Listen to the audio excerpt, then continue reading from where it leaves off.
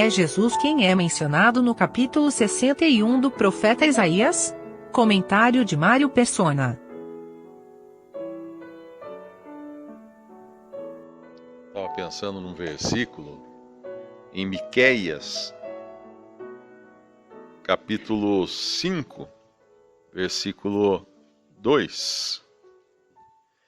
E tu, Belém, Efrata, posto que pequena entre milhares de Judá, de ti me sairá o que será Senhor em Israel, e cujas saídas são desde os tempos antigos, desde os dias da eternidade.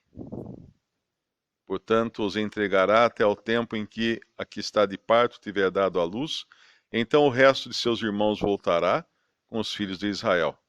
Ele permanecerá e apacentará o povo na força do Senhor, na excelência do nome do Senhor seu Deus, e eles permanecerão, porque agora será ele engrandecido até os fins da terra. E este será a nossa paz. Eu estava pensando nesse versículo, principalmente porque isso aqui é citado no Evangelho de Mateus, e referindo-se ao Senhor Jesus, como aquele que é desde os dias da eternidade, desde os tempos antigos, desde os dias da eternidade. E aí, quando a gente vem nesse capítulo 61 de Isaías, quem está falando aqui? Alguém que, obviamente, já existia aqui, né? Porque ele fala: o Espírito do Senhor Jeová está sobre mim, porque o Senhor me ungiu para pregar as boas novas aos mansos, e enviou-me a restaurar os contritos de coração, a proclamar liberdade aos cativos e a abertura de prisão aos presos, e a pregoar o ano aceitável do Senhor. Quando a gente vai lá no Evangelho, nós vemos o Senhor também lendo essa passagem e falando: hoje se cumpriu. Na verdade, ele está aqui e ele está lá no Evangelho, ele está aqui em Isaías, e ele é o que é desde os dias da eternidade. Que maravilhoso pensar em alguém que sempre existiu. Às vezes a gente pensa em Deus, né? Obviamente, Deus é eterno, Deus. Mas quando nós pensamos que existe um homem hoje que sempre existiu, não como homem, mas ele sempre existiu. Então ele estava lá falando isso através do profeta Isaías. Aí ele estava lá na sinagoga em Jerusalém, lendo esta mesma passagem, omitindo o último trecho. Ele não fala lá no Evangelho esse finalzinho do versículo 2, e o dia de vingança do nosso Deus. Ele não fala lá, porque ainda não tinha chegado esse dia de vingança. Ele estava em graça, e é assim que ele se apresenta aqui. Aqui é o ministério de Cristo em graça, em misericórdia, em mansidão, e ele virá depois, sim, para anunciar, pregoar o dia de vingança do nosso Deus. Mas é bonito ver esse, que sempre foi, sempre é, sempre será, aquele que não tem começo, não tem fim, que é o Senhor Jesus Cristo. Lá em Deuteronômio, Batista citou o Pentateuco, lá em Deuteronômio capítulo 28, Deus dá as promessas de bênçãos se eles se sujeitassem a Deus, mas também os castigos ou maldições para a desobediência. Tudo estava previsto já lá em Deuteronômio capítulo 28. No versículo 1 fala: e será que se ouvires a voz do Senhor teu Deus, tendo cuidado de guardar todos os seus mandamentos que eu te ordeno hoje, o Senhor teu Deus te exaltará sobre todas as nações da terra. E aí ele vai discorrendo sobre diversas bênçãos que viriam sobre eles. Aí chega no versículo 13, ele fala uma coisa muito interessante: e o Senhor te porá por cabeça, e não por cauda, e só estarás em cima, e não debaixo, quando obedeceres ao mandamento do Senhor teu Deus, que hoje te ordeno, para os guardar e fazer. Porém, a gente sabe pela história que não foi assim. E Deus tinha previsto já o que ia acontecer com eles, caso eles se desviassem do Senhor. E aí vem, a partir do versículo 15, vem as maldições. E entre elas, no versículo 43, é interessante esta aqui. O estrangeiro que está no meio de ti se elevará muito sobre ti, e tu muito baixo descerás. Ele te emprestará a ti, porém tu não lhe emprestarás a ele. Ele será por cabeça, e tu serás por cauda. E todas essas maldições virão sobre ti, e te perseguirão e te alcançarão, até que sejas destruído, porque não haverás dado ouvidos à voz do Senhor teu Deus, para guardar seus mandamentos e os seus estatutos que te tem ordenado. Agora, isso aqui é um conforto tremendo para nós, né? Alguém pode falar assim, mas como que uma maldição dessa é um conforto, né? Realmente, à primeira vista é terrível isso. Mas só da gente pensar no Deus que nós temos, aquele que prometeu bênção para eles se eles guardassem os mandamentos, se eles obedecessem à voz do Senhor, e prometeu maldições se eles não obedecessem. E o que nós estamos vendo agora no capítulo 61 de Isaías são bênçãos. São bênçãos de restauração. E é isso que nos traz consolo. Que esse é um Deus restaurador.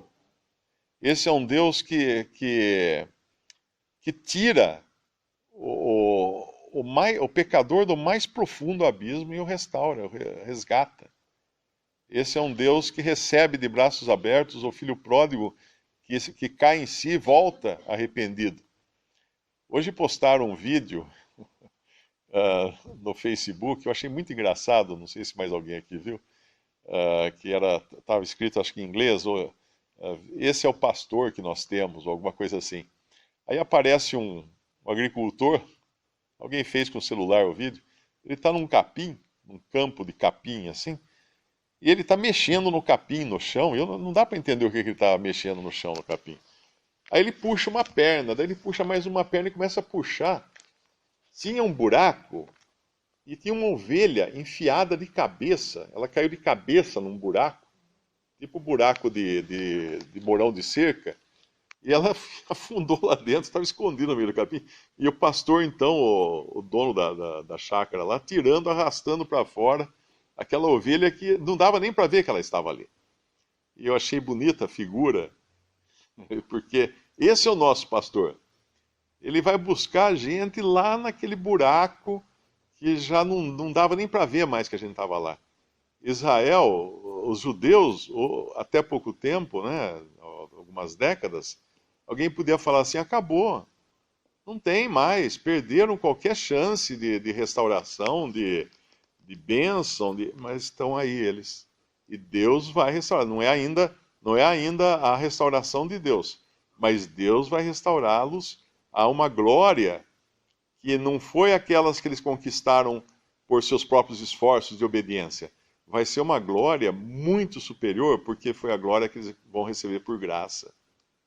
E aí, comparando lá aquele povo que Deus prometeu que eles originalmente seriam por cabeça e não por cauda, que estariam em cima e não de baixo, porém acabariam tendo os estrangeiros no meio de ti, se elevará muito sobre ti, tu muito baixo descerás, ele será por cabeça e tu serás por cauda. E agora a gente cai aqui no capítulo 61 de Isaías, e o que nós vemos aqui, no versículo 5. E haverá estrangeiros que apacentarão os vossos rebanhos, e estranhos serão vossos lavradores e os vossos vinheiros. Mas vós sereis chamados sacerdotes do Senhor, e vos chamarão ministros de nosso Deus. Comereis a abundância das nações, e na sua glória vos gloriareis. Lá não fala nada deles serem chamados sacerdotes.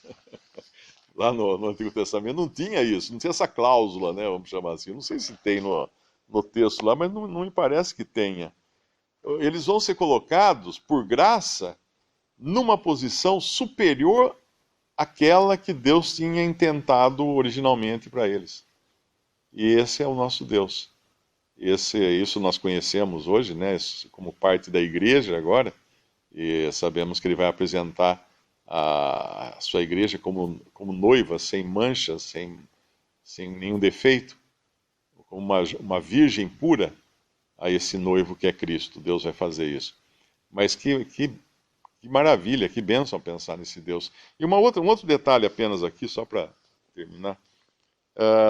No versículo 10, me parece que há uma mudança de pessoa. Porque aqui vem o Senhor falando, até o versículo 9, e a impressão que dá é que agora quem fala é ou o profeta ou o próprio remanescente. Eu não sei se é correto interpretar assim. Regozijar-me-ei muito no Senhor, a minha alma se alegra no meu Deus, porque me vestiu de vestidos de salvação, me cobriu com o manto de justiça, como um noivo que se adorna com atavios e como noiva que se enfeita com as suas joias. Porque como a terra produz seus renovos, etc., a impressão que dá é que agora ou é o profeta ou é o povo judeu, mas na sua identificação agora com o Senhor, porque ele de tal maneira vai se identificar com o seu povo que em alguns momentos se mistura a fala. Tem um salmo bonito que tem as três pessoas da Trindade, não me lembro agora, as três pessoas da Trindade falam no salmo. É muito interessante ver isso. E uma vez eu li alguma coisa, e aí eu passei até a gostar de música clássica, que esse artigo dizia que para você apreciar música clássica, tem que escutar como se fosse uma conversa entre os instrumentos. Um instrumento fala, outro responde, outro comenta, o outro retruca. E aí quando você começa a enxergar assim, faz todo sentido a música clássica. E aqui nas profecias também. Uma hora é o Senhor Jesus falando, uma hora é o Espírito Santo falando, uma hora é Deus, no sentido amplo da divindade, falando, outra hora é o salmista ou o profeta falando.